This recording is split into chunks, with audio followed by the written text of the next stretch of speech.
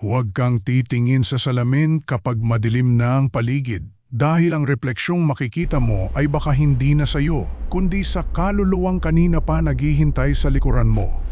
Noong panahon ng gyera, sa isang lumang ospital sa Baguio yung Diplomat Hotel, naguuna ngayon may isang nurse na ang pangalan ay Maria. Isang gabi, habang naglalakad siya sa mahabang hallway na tanging gasera lang ang dala, nakarinig siya ng kalansing ng kadena. Akala niya may pasyenteng nakawala. Sinundan niya ang tunog hanggang sa makarating siya sa dulo ng pasilyo doon sa tapat ng isang malaking salamin. Tumigil ang kalansing.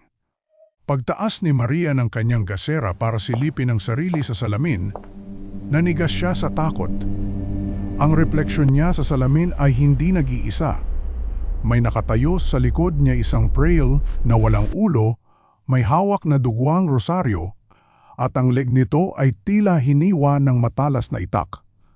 Ang pinakamatindi, naramdaman ni Maria ang patak ng maligamgam na dugo sa mismong balikat niya. Pero paglingon niya sa likod, wala namang tao.